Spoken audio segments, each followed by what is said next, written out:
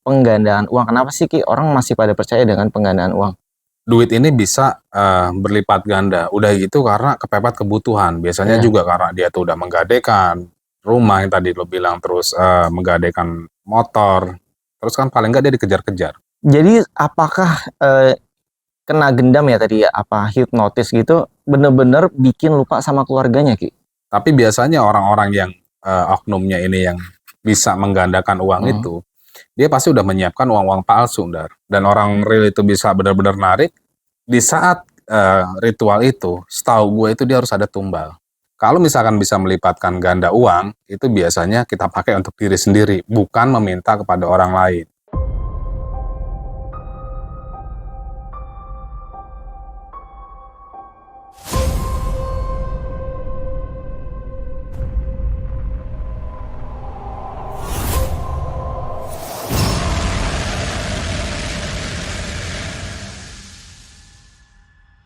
Assalamualaikum Sobat Jejak Gentala. Kali ini kita ingin membahas kasus yang lagi viral, yaitu tentang penggandaan duit. Dimana penggandaan uang ini sebenarnya dari zaman dulu itu udah ada ya, cuman akhirnya kembali viral lagi karena terbongkar dengan saat ini korbannya udah 14 ya, Ki, terakhir ya. Ya, sekitar 12-14 12 sampai 14. Dan itu masih terus dilakukan pencarian. Dan saya pribadi pun mempunyai kerabat yang masih sampai saat ini percaya dengan penggandaan uang tersebut. Jadi di sini saya ingin langsung bertanya ke Kiseno sebagai pakar spiritual ya, jadi yang lebih paham. Jadi pendapat Kiseno gimana Ki tentang yang ini dulu deh. Yang pertama kan itu Wawon CS ya Ki ya. Wawon CS kan karena pengobatan terus datang dihabisin. Nah sekarang ini penggandaan uang. Kenapa sih Ki orang masih pada percaya dengan penggandaan uang? Karena yang paling utama ini biasanya orang yang dia mencari penggandaan uang ataupun dia bisa tertipu, yang paling utama itu terhipnotis, Ndar. Biasanya itu terhipnotis ataupun dia itu dapat iming-iming yang memang sebenarnya sih di luar akal sehat ya. Tapi rata-rata sih semuanya itu kena hipnotis ataupun gendam. Gitu. Makanya dia bisa terpengaruh dan percaya bahwa penggandaan uang itu masih ada. Sebenarnya sih nggak ada. Kalau menurut gua nggak ada. Dari zaman dulu pun nggak ada, karena apapun ya buat teman-teman yang menjadi media, biasanya medianya itu ada Batara Karang, terus ada juga media kantong macan, macem-macem bentuknya. Ada juga yang dia pakai juga rantai babi, itu banyak, Dar. Jadi buat gua sih semuanya itu nggak ada. Dan yang saya tahu ya kayak ini berdasarkan pengalaman dari kerabat saya sendiri yang sampai saat ini percaya. Jadi sampai kita memperingatkan dia tuh sulit. Jadi sampai nomor kita diblokir, padahal tujuan kita baik untuk menyadarkan. Jadi ternyata itu mereka punya yang namanya jaringan. Jadi seperti sistem yang sudah tersusun dengan rapih, dimana di saat kita ibaratnya pengen meluruskan dia, jadi lu tuh tersesat gitu ya. Tapi ibaratnya orang-orang lapangan yang memang udah dia taruh di setiap lokasi, itu selalu ngejaga dia supaya tidak terkontaminasi sama pendapat orang lain dari luar gitu, bahwa itu nggak benar. Bahkan sampai keluarganya pun ibaratnya jadi apa ya, sengsara bahkan karena uangnya habis dikasih ke orang tersebut, katanya nanti akan digandakan, sampai ngegadein motor, surat tanah. Itu ini real ya, pengalaman dari seseorang yang deket dengan saya gitu ya. Jadi memang sampai saat ini jadinya lost kontak gitu. Jadi apakah kena gendam ya tadi ya, apa hipnotis gitu, bener-bener bikin lupa sama keluarganya Ki? Ya otomatis. Karena udah dia itu terdoktrin, terdoktrin di hipnotis, udah gitu dia terdoktrin bahwa hayalan dia itu bahwa duit ini bisa berlipat ganda. Udah gitu karena kepepet kebutuhan. Biasanya juga karena dia tuh udah menggadaikan rumah yang tadi lo bilang, terus menggadaikan motor. Terus kan paling nggak dia dikejar-kejar. Iya. Bisa dikejar-kejar ya, akhirnya dia mau nggak mau tekankan yang udah uang masuk gitu ke sana, buat supaya dia itu berhasil. Tapi biasanya orang-orang yang oknumnya ini yang bisa menggandakan uang itu, dia pasti udah menyiapkan uang-uang palsu, Ndar. Buat menggiurkan. Ini lo buktinya bahwa uang itu udah ada gitu. Dan itu semua menurut gue nggak ada. Karena gue sendiri pun dulu mengalami ya. Gue mengalami juga hal-hal yang kayak gini gitu. Bukan artinya gue ini mencari penggandaan uang, tapi gue coba ikut ritualnya waktu itu, pengen tahu. Dan itu aja, itu yang orang real ya. Dan orang real itu bisa benar-benar narik. Di saat ritual itu, setahu gue itu dia harus ada tumbal. Tumbalnya apa tuh? Tumbalnya itu dia waktu itu, waktu yang gue jalanin ini, dia minta 4 kelapa muda. 4 kelapa muda di sini yang bisa gua artikan atau silokakan ini, 4 kelapa muda ini kepala anak muda. Gitu. Dan itu udah nyata. Itu yang memang benar-benar bisa ya, orang-orang pinter yang memang benar-benar dia bisa. Tapi bukan dia itu penggandaan uang. Iya. Yang itu dia nyedot barang gaib ataupun harta karun. Jadi nggak dengan modus misalkan 50 juta untuk beli minyak atau beli apa tadi ya, terus nanti digandain jadi 200, jadi bukan gitu jenisnya. Bohong, nggak bener itu semuanya. Mau pakai media apapun ya. Nah, saya juga baca tuh dari screenshot WhatsApp-nya ya yang dikirimin. Emang bener Ki, dia ngirimin di kamar tuh gambar foto isinya uang banyak banget gitu. Nah, yang lucunya dari foto-foto uang itu dia benar-benar percaya banget sampai tuh keluarganya bilang, jika salah satu keluarga saya tidak percaya, ritual ini akan gagal. Jadi setiap dia bayar ke, saya sebut aja ya, dia manggil Abah. Setiap ritual itu uangnya diberikan ke Abah berapa puluh juta gitu, berapa puluh juta dari yang iming-imingnya kecil mungkin dari 5 juta berapa gitu. Itu selalu disalahkan keluarganya jadinya karena keluarganya nggak yakin. Ya, keluarganya jadi serba salah, jadi kayak istrinya, anaknya bingung gitu. Iya. Antara mau ngeyakinin sama oke, kita percaya gitu. Udah dipaksain untuk percaya pun ya kan nggak cair-cair juga. Akhirnya keluarganya terus yang kena amarah dari suaminya itu karena dia ketipu. Nah, disinilah mungkin Gisino ada nggak solusi atau tips supaya kita tuh bisa menyadarkan lah minimal orang itu biar tahu kalau dia tuh sebenarnya lagi di bawah guna-guna atau nggak sadar gitu. Iya, kalau untuk menyadarkan dari harus orang itu sendiri Dar gitu. Tapi kalau misalkan yang belum kena gitu ya, yang belum kena itu kalau untuk penggandaan uang itu untuk zaman sekarang itu menurut gua tuh nipu semua, modus semua gitu. Terkecuali zaman-zaman dulu tapi dia nggak digunakan dengan cara apa ya, buat dia meminta uang ataupun dia melipat gandakan, itu nggak ada. Kalau dulu itu ilmu para wali itu justru dia megang batu bisa jadi emas, tapi bukan untuk bukan untuk dijual belikan ataupun untuk menipu orang, enggak. Dia hanya pembuktian bahwa ilmu Allah itu ada kayak gitu. Contoh misalkan hal-hal penarikan barang itu sebenarnya sampai saat ini pun banyak yang bisa. Cuman orang-orang tertentu, kalau yang misalkan narik barang itu setahu gue kayak misalkan dia narik pusaka gitu. Itu pasti ada gesekan. Kenapa pusaka itu di saat dia ditarik bisa panas? Karena ada gesekan gaib, dan itu biasanya keluarnya pusaka itu dia ada ledakan. Bukan yang tahu-tahu ditangkap sama asap biasanya. Sama asap biasa, bukan ditangkap tahu-tahu dia ngerasa panas terus disiram. Itu buat gue tuh nggak real, bukan asli gitu, dan itu biasanya setting-settingan. Jadi kalau untuk misalkan saran gue sih jangan percaya hal kayak gitu. Kalau misalkan orang bisa menggandakan uang, kenapa dia harus minta duit? Kenapa nggak diri dia sendiri menggandakan untuk dirinya sendiri kayak gitu? Kenapa hidup dia masih susah? Pakai logikanya aja dulu. Kalau kita mau ketemu orang pintar, terus dia bilang tentang penggandaan uang, lihat rumahnya. Pasti kan dia alibinya, oh kalau saya buat pribadi diri sendiri nggak boleh pantangan. Itu nggak ada kayak gitu. Kalau misalkan bisa melipatkan ganda uang, itu biasanya kita pakai untuk diri sendiri, bukan meminta kepada orang lain. Itu Ndar. Iya, jadi memang yang jaringannya ini kan kuat ya Ki. Yang orang sekitar yang saya udah curiga bahwa dia itu termasuk dalam satu golongan dengan abahnya lah yang kerja sama. Jadi ya pura-puranya gini, misalkan ingin menggandakan uang, targetnya 200 juta harus terkumpul 50 juta. Nah, jadi apa sebutannya ya, orang-orang yang jaringannya ini yang seolah-olah patungan. Jadi saya tambahin 5 juta, saya tambahin 5 juta. Akhirnya jadi kepancing, oh ini orang-orang pada percaya, padahal yang ditipu satu orang. Nah itu dia, kenapa dia kepancing, karena itu. Dan kalau ditanya juga orangnya tuh baru kenal berapa bulan gitu. Dan cara pendekatannya pintar. Misalkan dia orangnya suka mancing, nah maka yang diutus adalah orang yang suka mancing juga hobinya. Jadi dari mancing bareng sebulan, 2 bulan, 3 bulan, akhirnya kenal deket, barulah di situ dia mulai ditarik. Nah terus sama bapak saya pun hampir.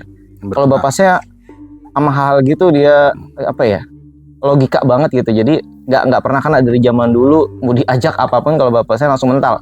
Mau dengan modus apapun dia kuat. Nah cuman yang saudara saya ini, ya mungkin memang karena ekonominya lagi goyang kan. Apalagi yang kemarin COVID, dia biasa fotokopi di dekat tempat kuliah. Akhirnya ya tutup kan COVID 3 tahun, itu emang goyang banget. Nah dari situ mungkin ya bikin orang jadi hilang akal sehatnya lah ya. akhirnya memilih untuk mencari jalan pintas. Nah terus Ki, kita kemarin sudah dengar juga yang voice note ya, yang dari WhatsApp tuh yang di-share dari korban, salah satu korban yang akhirnya membongkar kasus kemarin itu. Nah itu kan dia, seingat saya di voice note itu, mungkin sobat bisa dengerin sebentar. Kalau di Sherlock, ini orang tuanya atau bapaknya juga sama lah. Takutnya kenapa-napa ayahnya gitu loh. Lokasinya ini di mana? Ini lokasi di rumahnya dia gitu loh. Masih satu kampung. Ini orang tuanya sekitar 100 meter baru rumahnya dia. Sama aja. Namanya kan Islam. Kayaknya sih waspada aja. Ya dia sih pernah bilang ngasih ayah 100 lebih. Coba ini waspada aja. Takutnya namanya aja kan gak punya temen, gak punya asisten, gak punya ajudan, gak punya rekan-rekan yang orang kaya percaya lagi. Makanya ya agak sedikit ngeri gitu loh. Apalagi tadi di hutan, ayah gak sadar bahwa yang ngantuk mulu habis minum Pocari Sweat, tidur lagi sampai ayah lagi bersila nih sambil nunggu, kepalanya langsung tidur di bawah. Kan aneh, dia ngomong kayak orang mabuk, dia ngomong kayak ngomong sendiri kayak orang gila. Ya udah ya, moga-moga selamat sampai tujuan dan sukses, amin. Nah di situ korbannya bilang dia katanya habis minum, terus jadi udah mulai mabuk lah, nggak sadar. Akhirnya dia untungnya masih sempat ngirimin voice note ke keluarganya gitu. Emang yang saudara saya juga, yang kerabat saya itu, dia sama selalu dibawa ritual kemana gitu, ke rumah abahnya, besok kemana. Nah jika memang di saat ini dia udah mulai sadar nih, wah saya ditipu nih, terus tapi kan diajak-ajak tuh Ki, supaya bisa lolos nggak sampai kena racun. Dulu kalau nggak salah Gisano pernah ngajarin yang pakai jurus kopi Ki. Iya. Nah itu gimana Ki? Jadi harus antisipasi ya, antisipasi dalam arti karena yang menurut orang santet ini ada juga santet secara ilmu gaib itu ada juga yang media racun. Media racun ini katanya nggak akan kedeteksi karena apa? Bahan dari racun itu sendiri pun dari binatang, Jadi dari binatang, kalau misalkan di kampung-kampung itu ada kayak semacam kayak tawon, itu kan dia bikin sarang, dan itu sarangnya itu kayak semacam tanah. Itu bisa menjadi racun yang membahayakan. Racun yang membahayakan ini bisa dia seminggu kemudian meninggal ataupun sebulan kemudian meninggal karena tanah ini samar dengan kopi gitu. Jadi ya buat teman-teman ya antisipasi aja, jangan gampang percaya sama siapapun, apalagi yang jalur-jalurnya tentang spiritual. Bahayanya yang penggandaan uang ini karena dia ditekan, dianya juga nggak megang duit. Mana hasilnya, mungkin dia solusi buntu, akhirnya dia menghabisi nyawa orang tersebut dengan cara memberikan potasikan gitu. Oke, berarti di sini pelajarannya kita jangan mau dikasih minuman sama orang itu ya, dari kalangan mereka. Jadi kita seenggaknya kalau nggak bawa minuman sendiri ya beli sendiri gitu ya. Andaikan pun dia memberikan minum, ya minta aja air putih. Gitu.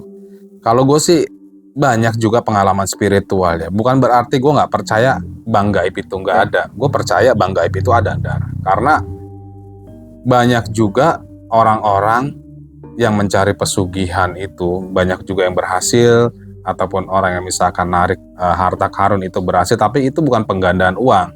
Bahwa Allah itu pun memberikan rizki kepada jin ataupun sejenisnya. Untuk apa rizki diberikan kepada dia? Untuk menguji keimanan seseorang. Menguji keimanan seseorang di sini dalam arti kalau orang itu yang keimanannya dengan Allah itu tipis, dia mengambil jalur pintas untuk mencari rezeki yang lebih, mencari kekayaan dengan jalur pintas dengan cara memuja setan, jin dan sejenisnya. Dan jin setan itu punya duit, yaitu dibilang bang gaib, tapi bukan penggandaan duit ataupun bisa melipat gandakan. Itu kalau menurut gue sih nggak ada. Gitu. Mungkin pertanyaan terakhir dari saya ini, saya dulu pernah dengar yang namanya black dollar. Itu apa tuh Ki? Black dollar itu jadi uang gaib, cuman dolar warna hitam. Itu katanya juga bisa dilipat gandakan atau disedot.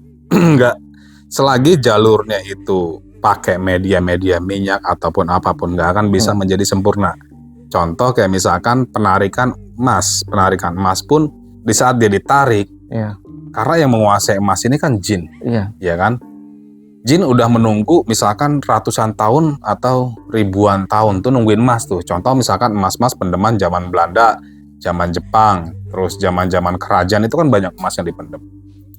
Jin udah nungguin ataupun sebangsa makhluk gaib udah menungguin, terus kita main ambil, main tarik nggak dikasih apa-apa. Kira-kira mau nggak logikanya? Iya, enggak. Nggak akan mau. Dia bisa memberikan itu dengan cara apa? Tumbal nyawa. Jadi kalau misalkan ngambil emas, ngambil harta karun, nggak segampang itu. Prakteknya nggak segampang itu. Teori mah gampang, gitu. Akhirnya karena ilmu seseorang itu nggak sampai menembus, ya jadi penipuan. Iya. Terus jadi pembunuhan. Sebenarnya ada, cuman orang-orang sekarang ini jarang yang memiliki ilmu tersebut. Gitu. Karena kan buat bisa naklukin jin, bisa naklukin raja jin ataupun sejenisnya iblis kan itu ilmunya harus tinggi. Ya, harus tempur dulu. Ilmu kita harus lebih tinggi dari mereka, baru kita bisa mengambil barang itu. Kalau sekarang kan puasa nggak pernah, tirakat melek nggak pernah, terus bilang ilmunya tinggi, ilmunya sakti, ya nggak ada zaman-zaman sekarang. Omong kosong lah. Oke. Terus ngomong-ngomong soal emas tadi Mas tarikan, sebenarnya ada nggak sih yang orang-orang sebut kadang ini dijadiin modus juga, yaitu emas Soekarno? Itu ada apa enggak? Ada yang menjadikan modus. Ada. Tapi aslinya ada apa enggak? Ada. Ya, jadi kayak dulu yang asli apanya nih? Iya, asli emas yang dipendam oleh Presiden Soekarno zaman dulu. Ada, aslinya ada. Aslinya ada. Aslinya ada. Cuma kan rata-rata orang banyak KW-nya, Ndar. Banyak KW-nya itu dari Kuningan Sari. Ya. Dan itu alibinya ini gue bekas narik begini-begini, padahal itu memang Kuningan Sari. Kalau untuk narik emas yang asli itu ya tadi gue bilang, ilmu orang itu harus tinggi, harus melebihi dari penunggunya baru bisa. Gitu. Nyedot-nyedot kayak gitu tuh nggak segampang itu. Mau apapun medianya, misalkan media juga ada juga pakai BK, ada juga terus pakai kantong macan, bisa disedot kalau orang yang ilmunya itu tinggi. Cuman yang menjadi pertanyaan gue di sini, ada nggak kira-kira orang yang ilmunya tinggi?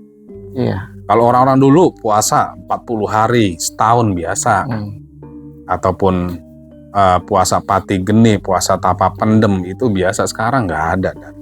Paling kita ilmu-ilmu yang kita punya ini biasanya titisan. Iya. Mungkin ada ya orang-orang yang memang sesepuh itu ilmunya masih lumayan sakti-sakti gitu. Ataupun orang yang memiliki garis keturunan kuat. Terima kasih Ki atas penjelasannya. Ya. Kalau saya pribadi sih sudah cukup jelas ya. Jadi intinya jangan percaya dengan modus-modus apapun, penggandaan uang, penarikan emas, terus penarikan harta karun lah ya. Itu jangan mudah percaya. Jadi kalau misalkan sobat memang butuh duit ya lebih baik mencari pekerjaan ya Ki ya. Ya, secara halal. Cari kerjaan sanak saudara, jadi kita bisa bertanya gitu. Oke, sampai di sini aja videonya. Semoga video kali ini bermanfaat. Jangan lupa di like, subscribe, dan komen. Terima kasih yang sudah menonton. Wassalamualaikum warahmatullahi wabarakatuh. Salam rahayu.